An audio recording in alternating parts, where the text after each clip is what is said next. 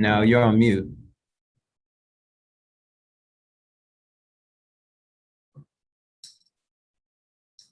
Okay, you can hear me now? Yes. Awesome.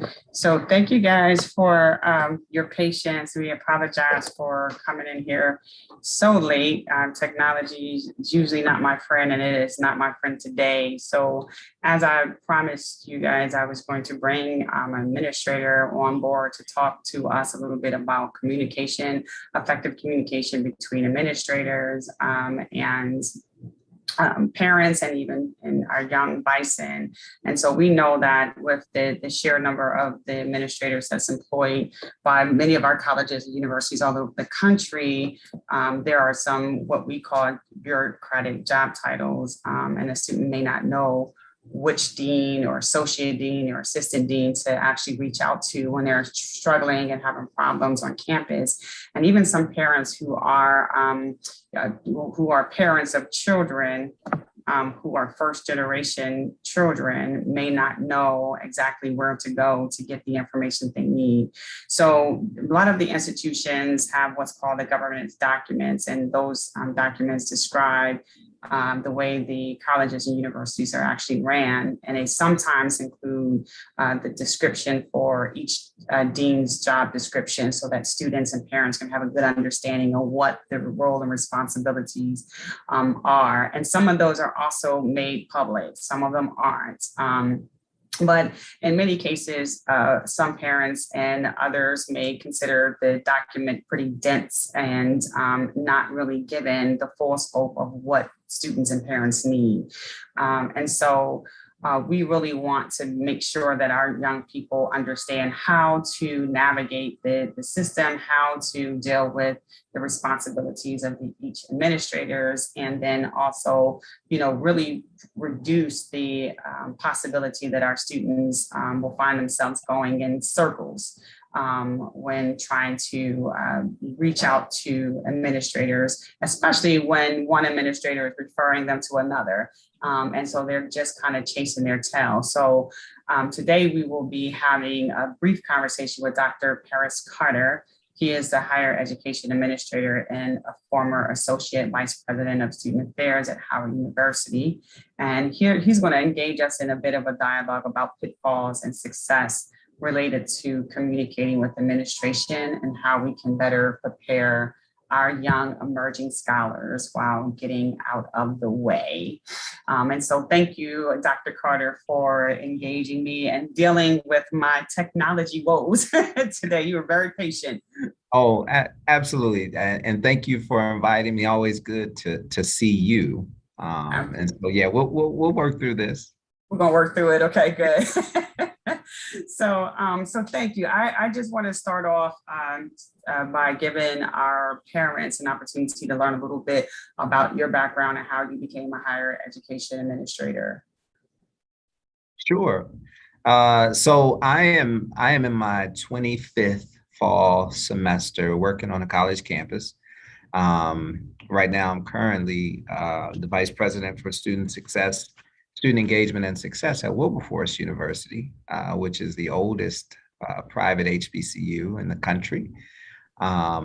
Really, my time as an undergraduate student, I gravitated to the student union and student activities office as an undergraduate, and worked there for I think 3 years and had some mentors there, and sort of talked me into graduate school and talked about the profession and the work, was pretty neat at that point, and went to graduate school and, did the practicums and internships, and I was off to the races. And so this is my 5th institution. I've been here before, so I've returned to Wilberforce, but I've been at 5 stops, and one of those was the Howard University, where you and I met. Absolutely. But yeah, that kind of sums up my, I've done a little bit of everything in the student affairs spectrum. student services, residence life, housing, activities, parent programs, co-curricular, academic partnerships. I've done a whole lot in those 25 years. Absolutely. And it's interesting because I think most people may think that Howard University is the oldest private HBCU, in the country. And so to hear that Wilberforce is actually probably shocking some of the parents that's listening today. Do you get that a lot, that people think that it's Howard University that's the oldest? No, I don't get that a lot. Howard, is our premier HBCU, but there are a couple that are, Howard's trying to think exactly how many. But no, there are a couple that, are older than Then HU. Howard. But Okay. all of our histories are just so significant and rich, Right. But the small and mighty Wilberforce University was here first. First. I heard that. That's I right. heard that. Well, thank you for giving us a little bit of a background of your career trajectory and how you end up being a higher education administrator. One of the things that we're seeing across the country is that with COVID, a lot of the students that are coming on campus now have been kind of separate from human contact and connecting with people Yes. for over a year and a half. And some of the issues that a lot of the institutions are facing is that they're getting the influx of freshmen and second year freshmen, we call them, because Yeah. these students this is their first time on campus, although they're sophomores, but this is still their first time, on campus. So they're dealing with a double kind of influx of freshman minded students. And it can be overwhelming for some administrators and, educators on campus. And the other thing that we're noticing is that, some of the students are coming with certain types of skills that are missing in order for them to thrive. We think that the SATs are usually a great measure of their ability to be successful on campus. And that's another conversation. And I will argue that to death that is not the number one indicator to determine if someone will be successful. But, I believe that there are certain soft skills that our young people are missing when they come on campus. And those soft skills have also been impacted over these past 16 months. So in your opinion, what soft skills do you think our incoming students are missing that may be impeding their ability to function and thrive on campus?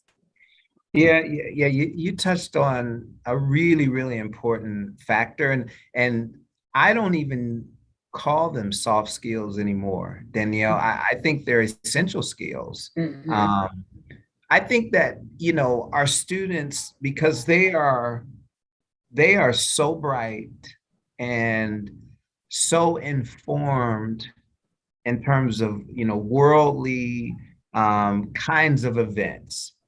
But what a lot of our students are lacking is the ability to see the right and the left, because I think some of this technology has created where we see what's in front of us and we will master what's in front of us. But I think some of our generation, we had to also focus on what is on the right and the left of us, because that is all these gray spots that the world presents to us and that campus will present to a young person. There's just all this stuff. There's noise on the side. And I have just seen where we're losing that, with our young people. I don't want to go on a rant with technology, but it's definitely, I'll give a perfect example.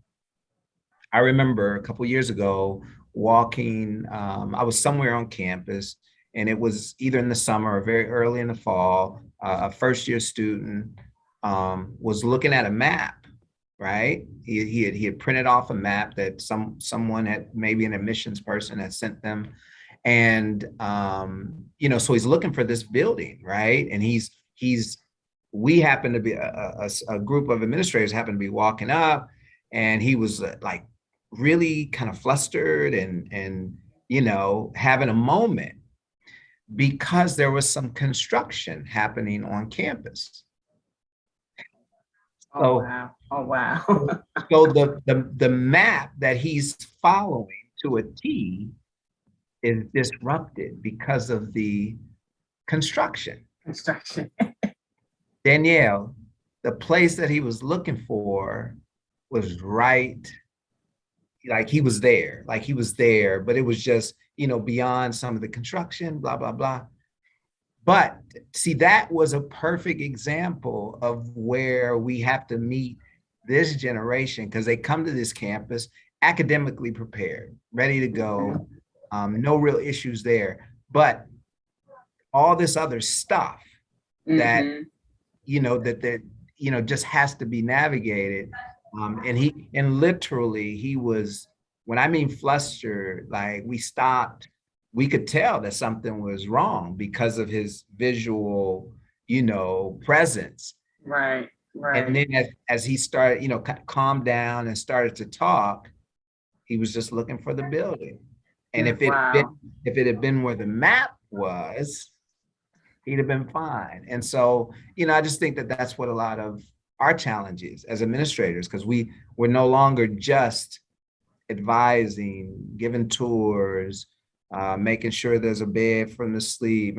We're literally, in some ways, having to develop what some may see or some may think are, skills that maybe they should already have, but just lacking a little bit. So yeah, that critical thinking is incredible. Like, I've had many conversations with young people, even adults, who still struggle with their critical thinking skills. Right. And something as simple as like this young man trying to find his way, and there's these obstacles that's in his way, and he's trying to figure out like what is the best practice to actually get around these obstacles. Like what challenges do you have to, what challenges should have been in front of you prior to help you navigate spaces like that when change occur. And so we recognize that young people really struggle with change, like big time, and having strong critical thinking skills help them navigate, change. And I also think that sometimes technology impact their ability to have critical thinking skills. And I think that's like a whole nother segment. That's a whole nother. It is. It's definitely a whole nother segment. So, one of the questions that we get a lot from our parents, especially in HBC, is what do you, as an administrator, what do you find to be successful communication when it comes down to communication between students and leaders? And then and then on the flip side of that, what do you see being the most ineffective communication? Oh, that's a good question. I would say for students, going back to that example with the young man, understand that the journey for those 4 or 5 years is supposed to be uncertain. Like we don't talk about that enough. It is designed to be uncertain. Like you may be fortunate enough to have a syllabus that your professor follows to a T, and you can kind of predict, when your tests are, when quizzes are coming up, what assignments are due, blah, blah, blah. But the majority of your life for those 4 or 5 years is a lot of uncertainty. And so I think every conversation that you approach, and parents, we have to do a better job of helping to prepare. Like, this is what it's gonna be. Like, it's okay. Like, for one, it's okay to not get everything delivered in a nice, pretty box. Like, it's okay, because part of that is just the way it is supposed to be. So I think when young people are think it's important to build relationships with their college administrators, not just go to a meeting, not just request a meeting, but really try to build a relationship, and it's not like you need to take,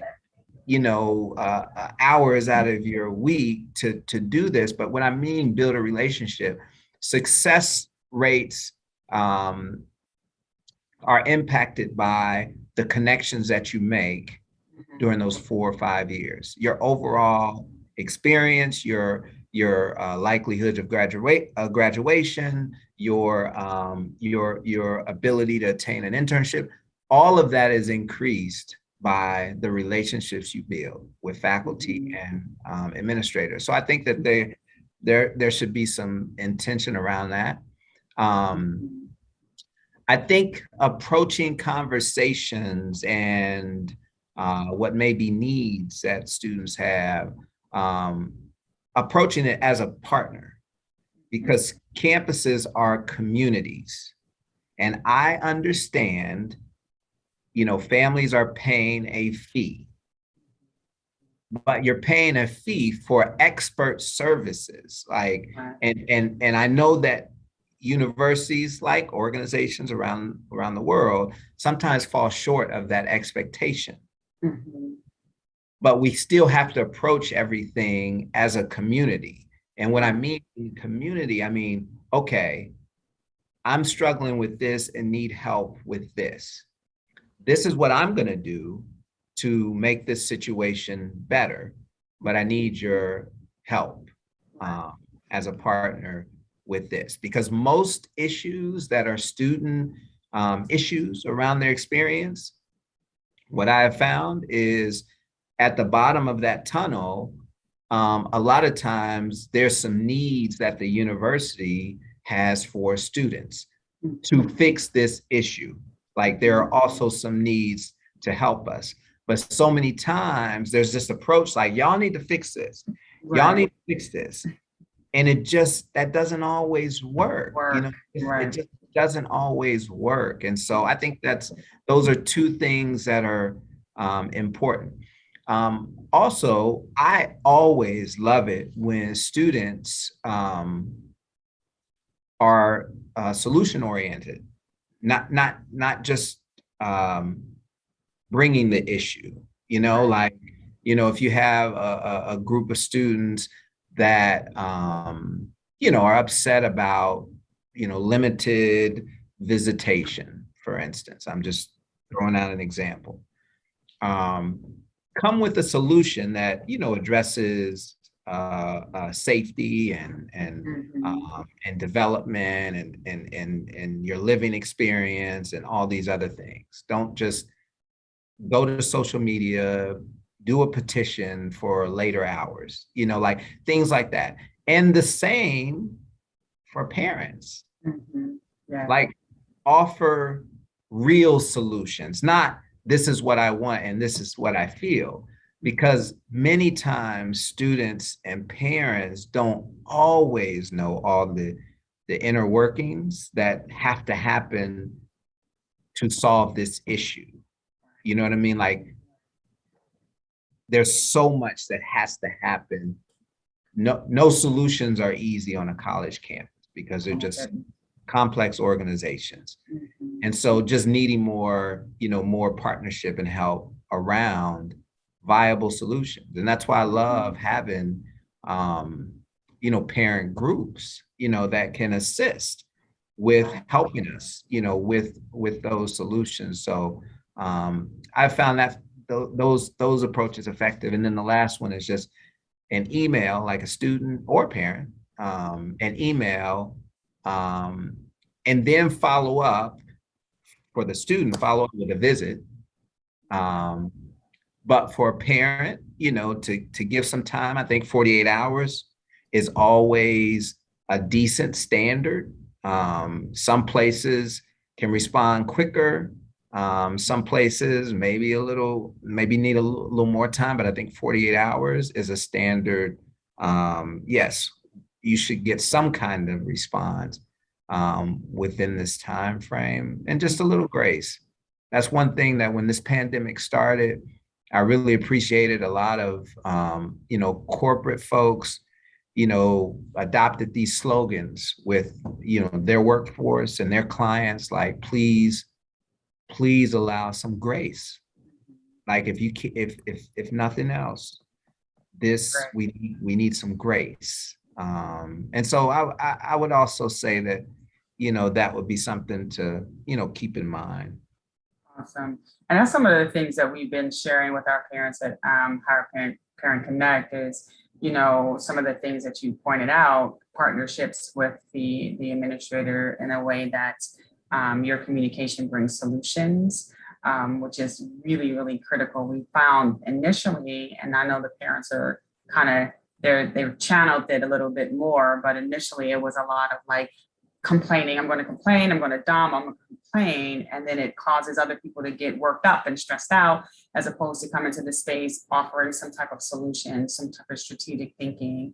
Some parents really, can hone it in, but some other parents may be so hyper stressed about what's going on, it's hard for them to kind of think that way. So really building those healthy relationships, and then having some grace. And, because there's so much going on with these administration and these universities, and there's layers to trying to resolve the issues. I think part of the problem with the parents and some of the anxiety that they're experiencing is that they present an issue, they address the issue, and they want it resolved tomorrow. And then the other piece is that why can't they resolve it tomorrow? They're getting millions of dollars. Every time we turn around, Howard is getting millions of dollars, or this institution is getting millions of dollars. But they're not recognizing that some of those millions is allocated to a particular thing and not necessarily to solve your issue. It's like, well, we would love for the millions of dollars to go towards fixing the plumbing. Unfortunately, this donor gave it to this particular thing, maybe to get, band equipment. And that's the only thing that you can spend that money on. And I think sometimes parents forget that, but given grace and understanding, and it goes back to our earlier conversation about understanding the responsibilities of those people in higher education, not just having titles. Because even for me, prior to coming into and working in higher administration, I didn't know the difference between a provost and a dean. I had no clue. I was like, well, what's the difference between them? Like, what are their roles? And so like really having a better understanding of what their roles are and what they have the power to control. And so with that, because you talked a little bit about parents and, exercising grace and really forming partnerships, do you think that sometimes parent involvement in some of these issues, do you think that sometimes it helps? Or do you think sometimes it impedes lines of communication? Oh, that's tricky, Danielle. It's a loaded one. That is tricky. I think back, maybe 10, maybe back to 15 years. The administration, college administration was, really anti-parent. You had, these theories around in locos parentis, and where, adults, you're 18, you come to the institution, and, we deal with you, and I think, a combination of parents never letting up and the institution also seeing where there's value in that partnership, because students were arriving on campuses with so many needs. Mm-hmm. And so we learned that, okay, students are more successful when we sort of wrap around the student and support them. And part of that wraparound, the parents, that are there. And so then we moved to, let's embrace parents, let's bring them into, the governance of the institution, let's bring them into the campus community. And I do think that there's value in that. I do think even more for this generation, because those active parents have been so active throughout, their academic journey anyway. And so, parents get involved. So they're just not, ideally, they're just not calling when there's an issue. They're also involved in some things that they really enjoy. And so when there are some issues, they're more likely to be that partner that I talked about, more than just, this upset parent. So I do overall, I think it is parent involvement is valuable. I do think at times it is more of a disruption. And the reason why is not really because of, from an administrative view, but so many times the issues that parents have, the parents are on 10, the students are about 2. So the students, A, are really not bothered, B, are bothered, but are just dealing with it like we want them to, that I talked about in the beginning, because that is part of the process of a college campus and their development. But they're never, very rarely, are they where the parent is. And I just think that pulls away some of that critical development that the student is supposed to have. I believe that students need to be step 1, 2, sometimes 3 with resolving a problem. Then when it can't get resolved, yeah, sure, your parent that's involved already, absolutely, they can assist.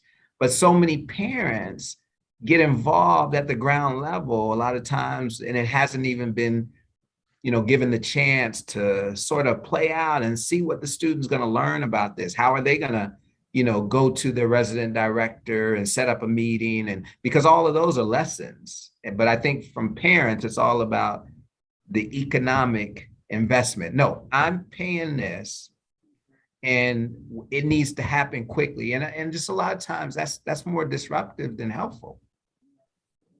Yeah. And that was one of the things that we found, even with some of the administrators for Howard Parent Connect, when we talk to our own children. Of course, my daughter has already graduated from Howard, but the 2 administrators that are there managing the page have talked to their kids, and often that they would find that those are issues that they're like, oh, we're cool, we're going to figure it out. And then we have a group of parents like, oh, off with your heads, like, shut it down, like, we gonna call the president. And so, the level of urgency is a little unequal often. But I think the natural reaction, especially those parents that are heavily involved parents that came from K through 12 as a very heavily involved parent, and now they're transitioning their young person into higher education. It takes them a little while to kind of let the reins go a little bit, and then everything is definitely on fire. Like the house is on fire. We need to fix the problem, but we forget that this is not the PTA meeting anymore. Like it's not the PTO meeting anymore. It's not the school board meeting. Like, yeah, you invested, thousands of dollars for your kid to go to school, but it's a different kind of experience. And, even your comment about in locos parentis, like that is like that's a critical thing, when we're talking about K through 12, it shifts a little bit, because now they grown folk. It's like, hey, that's right. Yeah. If you don't eat, hey, that's your problem, type thing. So that's really good to kind of hear your perspective around like, the helping or the hindering, and getting parents to, bring it into perspective sometimes when they feel like the roof is on fire, but the kids think it's just kind of like a bonfire, right? Yeah. So the difference between the perspectives. Yeah.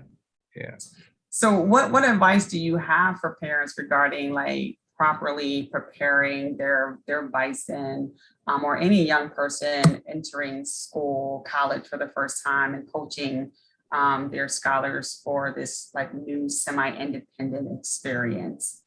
Yeah, I think those and my children, and Danielle, mine are younger, and so I even struggle with this, now, just trying to be intentional about letting them experience hardship. Right. You know what I mean? Like it's almost like that has to be the design. Like, you want to get them involved in co-curricular stuff, try to have dinner, around a certain same time at night, let them experience hardship. Like it's almost like that. And because so much of our involvement, I just think eliminates a lot of that hardship.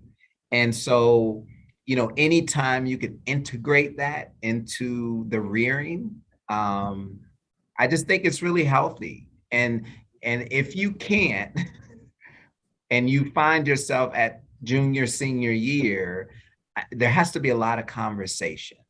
And there has to be some real commitment on the parent side too, because a lot of this is us, it's the parent.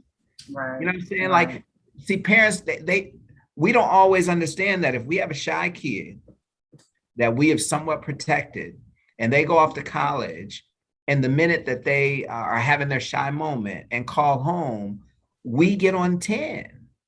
It makes it worse for them. It makes it even worse for them. It adds anxiety for them. Right.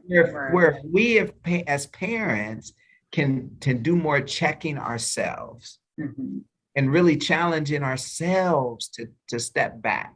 Right. They will take these steps away, which is what we want. I know it's a hard concept, but that is what we want. That is the best preparation that we can provide, because the academic stuff, we're already structured in that. They fall with grades. We're on them. We're on them every day about their homework and all that. So I don't even want to talk about that, because if they make it to a place, if they make it to any institution of higher education, especially Howard, they're fine there. But what impedes on their real progress is all that other stuff.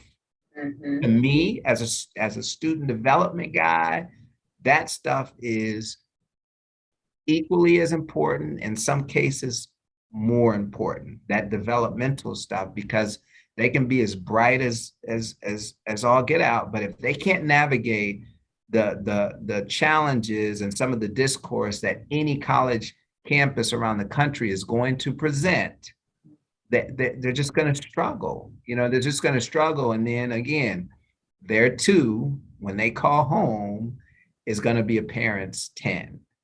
And so that's really my biggest message, is just around that. And I don't know how every family does that and has that conversation or allows that, those kind of scenarios to play out.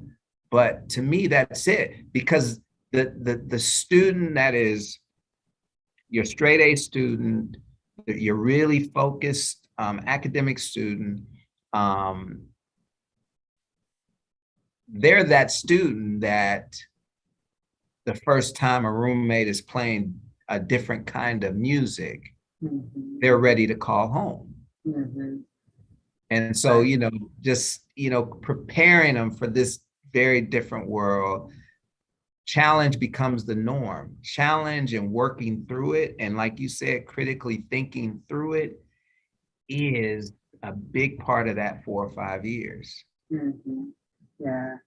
And I think the other thing is that, our parents know our kids, right? They know exactly who they're leaving on campus. They already know what they dealt with for 17, 18 years. They know.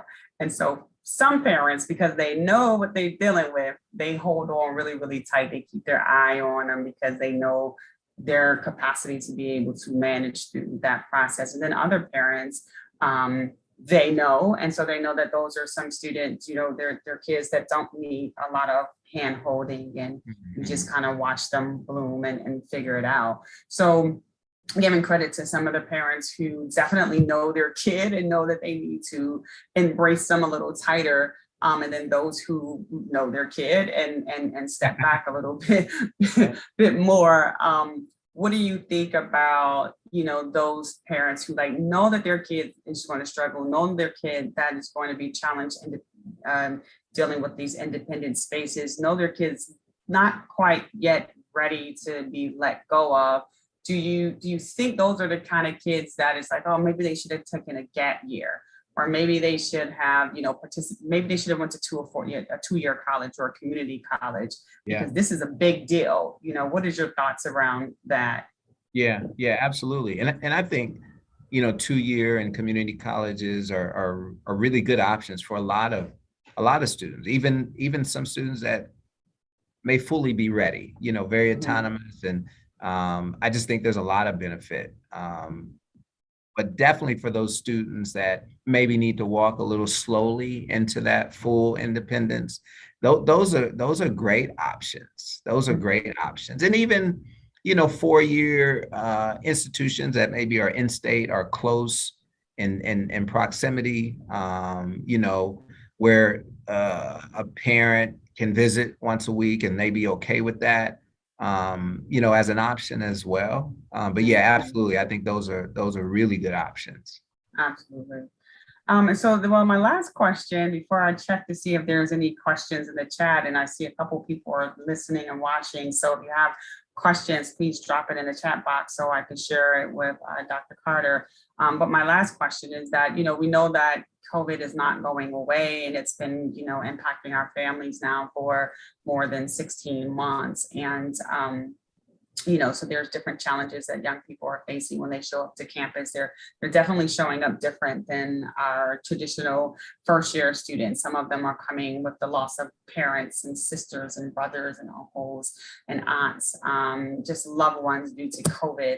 And just not having that connection and not really having people surrounding them once they get on campus to help them grieve through the process. And so we know that this is a different season, a different year, and COVID doesn't look like it's going away anytime soon. So because of that, what advice can you give to young emerging scholars that are now preparing for their first year in college come next year? Or those who had just showed up on campus this semester? Like, what advice can you give to them to help them navigate this new space? Yeah, that's loaded. And just a moment to honor, anyone that's, lost family or close ones, or have, really struggled, during this time. I think, one, as most institutions, well, a lot of institutions, a lot of state institutions, and some privates have started to follow suit, requiring vaccinations, to at least live on campus and to be present on campus. And so, something to keep in mind as you're preparing. There are, some young people that are, really against vaccination, are looking at other institutions that aren't requiring it. But my message around that is, I think all institutions are going to follow suit sooner or later. And so you're just going to have to, make a real decision around that. If you have already selected your institution, we've been talking about this for years, but I think it's become more evident around this mental health piece. But there's also been more resources and access to care in the last 2 years. Every institution has received lots of resources from their state through the CARES Act to support students' needs that, may have been presented because of the pandemic.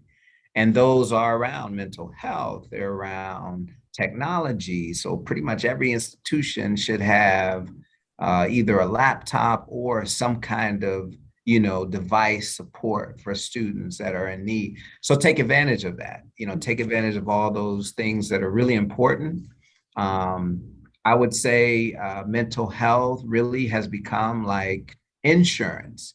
Even if you're not feeling that you're struggling with some kind of emotional issue, it's there. It's on your campus. If nothing else, it's someone to talk to, and can just help you navigate small or large issues. And the one thing that one of the many things, but one thing that sticks out that I love about this generation is,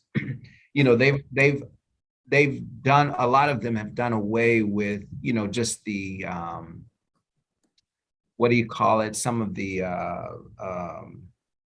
not myth, but just our community not wanting to, seek mental health. And, so this generation, is a little more open, that they're like, hey, I'm going. In fact, let's form our own group therapy, and so I love all of that because I think it's really helpful. And so students going away really should, just consider it's insurance, go and just like tutoring, it's insurance. You don't have to wait till you're struggling.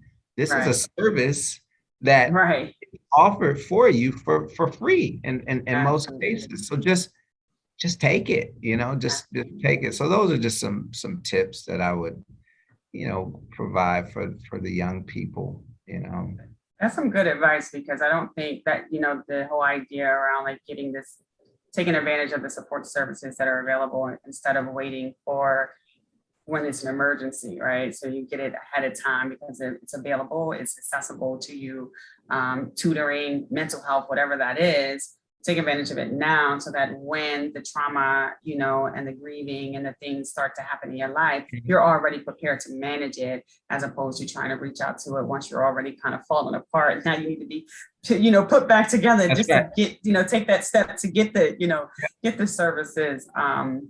So that's really, really helpful. And you're right about this new generation who, debunk this idea that, we don't use mental health services, right? Black folks don't do that. We don't go to counseling. We don't do therapy, right?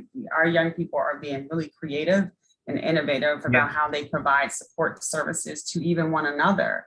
Every time I'm on Facebook, I see young ladies putting together, women empowerment luncheons. And while it seems really kind of like, very broad in a sense, and they're not necessarily therapists, but it's a way to connect with people and keep yourself grounded and focused, with like-minded individuals. So that's really great feedback.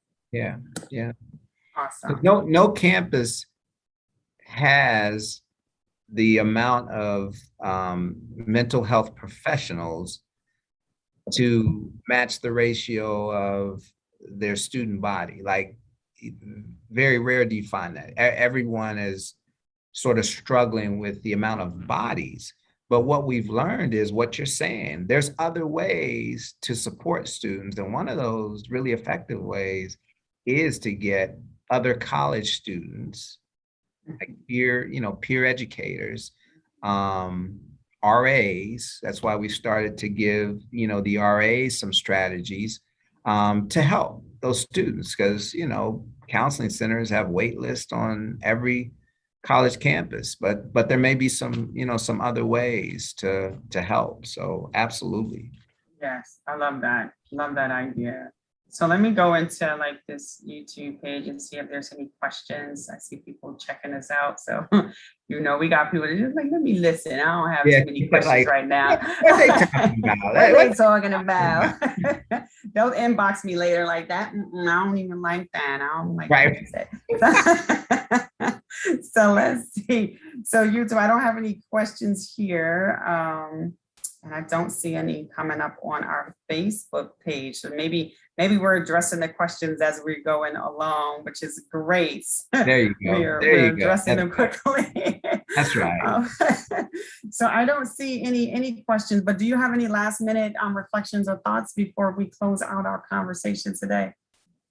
I would say in closing, for families that are considering this journey,